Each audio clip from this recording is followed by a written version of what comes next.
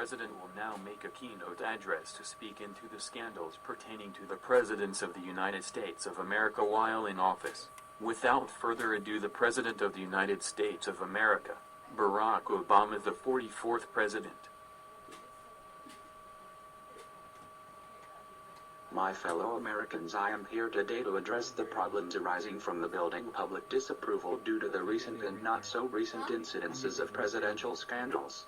I know that most of the scandals that have taken place have been shocking to the public to learn about in recent years.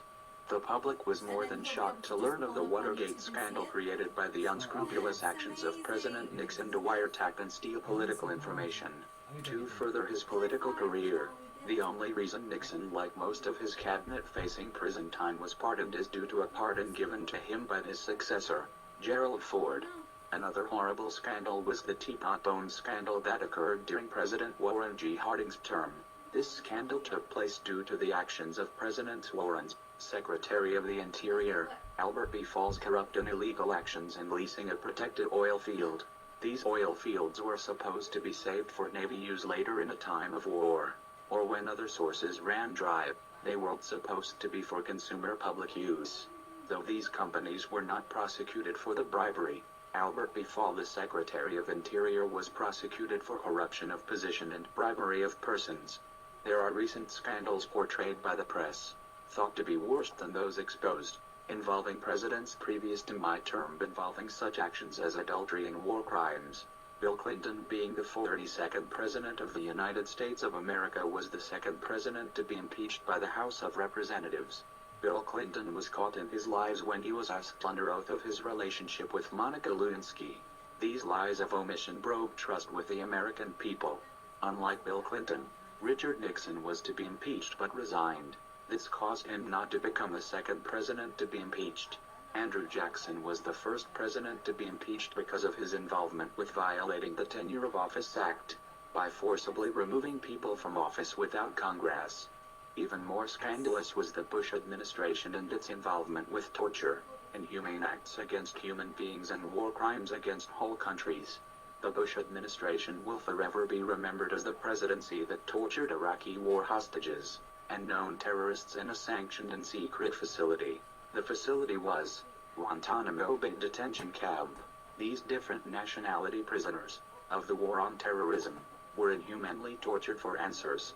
The reason they could torture the prisoners at Guantanamo was that it was outside the United States. Therefore they tortured the prisoners any way they wanted to get answers. The prisoners were usually Osama bin Laden disciples, or high-ranking terrorists, individuals that had a reason to be there. This was how the military justified their inhumane acts. Add in the fact that this prisoner torture facility sat outside the United States, meaning that laws usually govern handling of prisoner of war on U.S. soil no longer applied. The torture techniques included a graphic list of inhumane tortures, including sexual humiliation and assault, sleep deprivation, sensory deprivation, solitary confinement, mock executions, forced medication, use of dogs to scare detainees, temperature extremes, noise bombardment, watching others being tortured, psychological techniques, and more. This example of depravity formed a reputation that the Bush administration will be remembered for by the public. These types of secrets, when revealed, destroy your public image.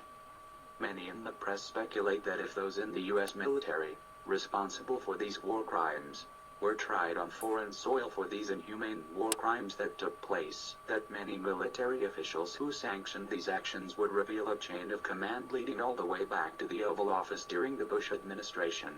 The press writes the stories as they are revealed or played out. Each citizen has a right to know what the leaders they have placed in authority are doing with that authority. History has shown to you what kind of presidents our great country has had. I know that I can be a president our great land can be proud of when the history is written of me. In closing, God bless you, God bless America, and God bless the world.